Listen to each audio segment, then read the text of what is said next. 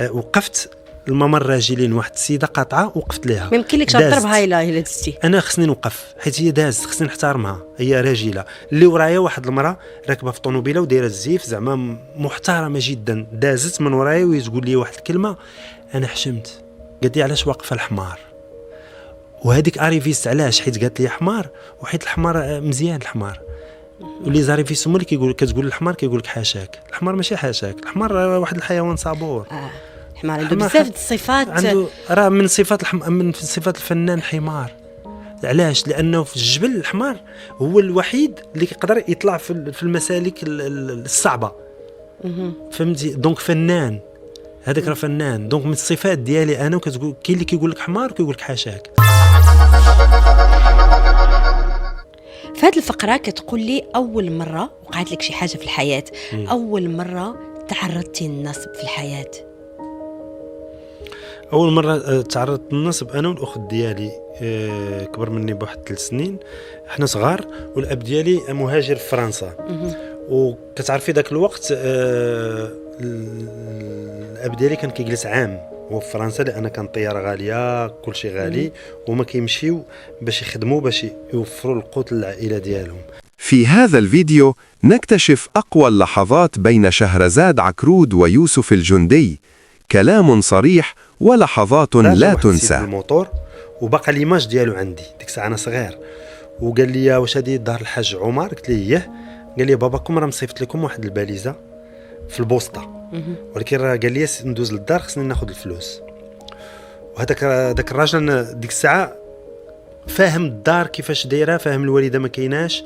كانت اختي دقيت وهبطات، قلت لها راه السيد بغى الفلوس، اختي كتشوف امي فين كدير الفلوس في الماريو.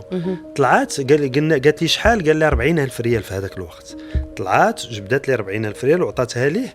دابا هو باش ياكد بان راه خصو غيمشي يجيب لنا الباليزه، قال لي طلع فوق الموطور نمشيو للبوسطه نجيبوا الباليزه ونجيو. داني العين الشقل تحت كاينه واحد البوسطه، حطني حدا البوسطه، قال لي تسنى هنا. مشى، راني باقي كنتسنى. خلاني تما خلاني نهار حتى الليل، حتى ولا جاو الدار شكون باش تعاملت معك ماماك؟ شنو قالت لك ماماك؟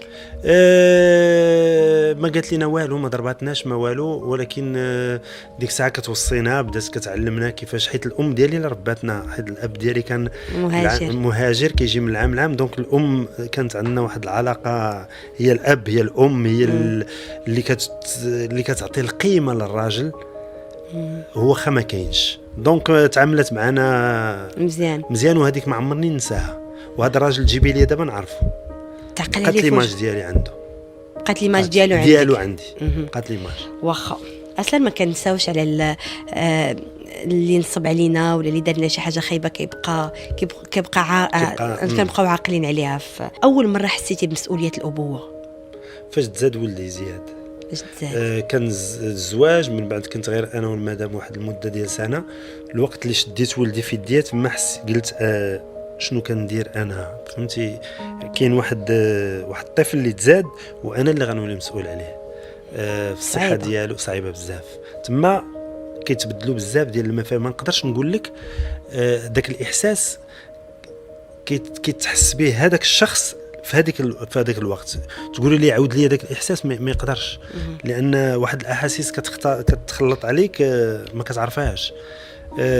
كتفرح، كتبكي، كتبدا تحس بالمسؤوليه. واش نقدر نعيشهم ولا لا؟ واش نقدر نكون قد المسؤوليه؟ واش نقدر ولا ما نقدرش؟ تحيه منك لجميع الاباء اللي كيديروا بزاف ديال المجهودات باش ولادهم يعيشوا حياه مريحه. نمشيو للفقره الاخيره في البرنامج. نمشيو اش قالوا ضيفنا في احكي لشهرزاد على راديو دوزيام بويما هو الفنان يوسف الجندي. كيهمك شنو كيقولوا الناس يوسف؟ عليا ما كيهمنيش. شنو اكثر حاجه قالوا وهما ظالمينك؟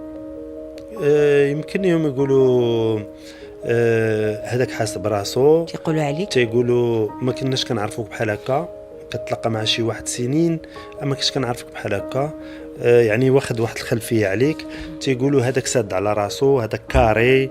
انا ماشي بحال هكا، انا ديال الناس، انا نقدر نضحك معاك، نقدر نبكي معاك، ولكن انا ما عنديش دليل.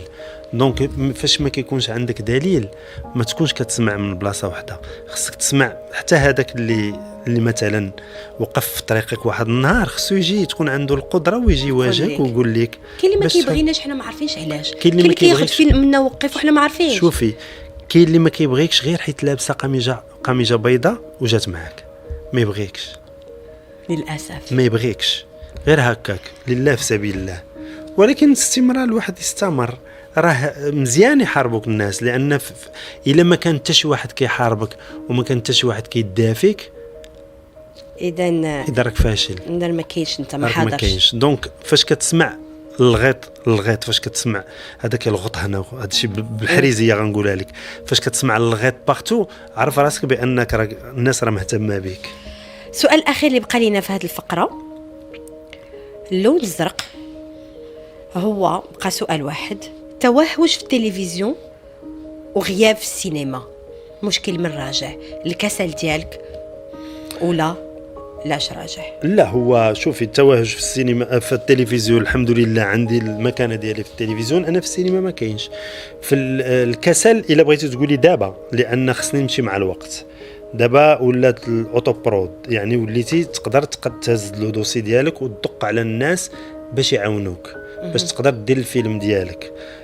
وانا مع هذه الفكره ومع هذا الطرح، اللي قاد يدير فيلم ديالو خصو يدير فيلم ديالو. يعني ما كاينش لاش نبقاو دائما نحطوا الدوسي ديالنا للمركز السينمائي باش يعطينا الدعم. علاش غيعطيك الدعم انت وما يعطيش ليا؟ واشك فوا كنتلاقاو كيكون عندنا حوار دائما عميق في الحياه، كنهضروا انا وياك على الحياه. قبل ما نمشيو انا وياك ل3 درجات، قلتي لي بان انا بغيت نشرح للناس اللي كيسمعونا واللي كيشوفونا علاش انا اختاريت الفنان ولا الشخصيه المعروفه مجبر دائما يبرر للناس تصرفاته ومواقفه في الحياه.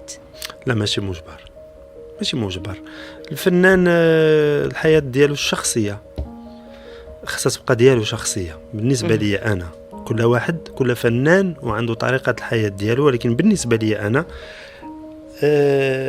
ما يمكنش نبارطاجي الحياه ديالي مع الناس يعرفوني في فني، يتناقشوا معايا في داكشي اللي كندير وينتقدوني في داكشي اللي كندير. الا عجبتهم فالحمد لله، ما عجبتهمش ينتقدوني، ولكن باش يدخلوا معايا في الحياه الشخصيه، فالحياه الشخصيه من حق العائله ديالي، من حق الاولاد ديالي. هادشي اللي كاين. انا ماشي مجبر نعاود لك حكايتي المنزليه، ماشي مجبر نعاود لك الضغوطات ديالي. كتعرفي بان الفنان، وهذه حقيقه، بان الفنان تعيش ضغوطات ديال الحياه اكثر من الناس. في هذه الفقره ديال كاينه ولا ما كايناش يوسف، كنعطي لضيوفي مجموعه من الاخبار كنعرفها انا والمحيط المقرب ديالك، الناس اللي قراب لك بزاف، لان احنا عندنا فريق اعداد قوي، كنجيبوا الاخبار كتعرفها غير انت والناس اللي قراب ليك. من بدايه البرنامج لدابا ما عمر شي ضيف من ضيوفي نفالي الخبار تيصحوها لي، ولكن ما كاين فيوهاليش. كاينه ولا ما كايناش؟ فاش كان عندك 10 سنين كنتي غتغرق في البحر وتكونت عندك لافوبي، دابا ما كتقدرش تعوم في البحر، وليتي كدير لابوي انت ولادك. دابا هذا قدرت، حيت كاينه في 10 سنين كنت غنغرق في البحر ديال تاماريس، انا وواحد ولد خالتي كنا غنغرقوا. من تما ولات عندي مشكل مع الماء. باردون، مشكل مع الماء، ما كنقدرش نعوم، ما كنقدرش. دونك كبرت انا في وسط هذا المشكل. دابا فاش تزادوا ولادي وليت تمشي معاهم للبحر، تمشي معاهم لابيسين، خصني نعوم معاهم، هما صغار كيبغيو باباهم يعوم معاهم، دونك خصني نداوي راسي. فدابا انا كندير البوي مع ولادي حيدوا البوي، انا باقي ما حيدتهاش. وعندي واحد التحدي، جاني واحد المسلسل وفيه غيلوحوني في لابيسين ولابيسين غارق، وتلاحيت في لابيسين. ولكن حتى علمت واحد المجموعه ديال الناس اللي ماشي في الدومين، لان ذاك الوقت كنا كنبحثوا على الانتشار في البدايه ديالنا. حتى الدومين اللي تسمعات عليك راه ما كيعومش وداك الشيء، ما بقاوش يعيطوا لك. هذه خلفيه ديالنا حنا اللي كنكونوها. فعلمت واحد الناس اللي كانوا غير تما في ذاك البلاطو، قلت لهم انا غنطيح، الا ما شفتوني ما طلعتش هبطوا، وطلعت. ما عرفت كيفاش طلعت، وتصورات اللقطه بالشغف ديالك ديال الفن وبالحب ديالك للفن. فوالا. كاين ولا ما هادي عاد ديال 10 سنين ما بياش كاين ولا ما كايناش عندك فوبيا من العلو والاماكن المرتفعه؟ عندي فوبيا، كنخاف اي فين ما كنطلع شي حاجه عاليه دونك ما خصنيش نشوف لتحت، وخصني نقول لراسي بان راني ما واقفش في شي بلاصه عاليه، ما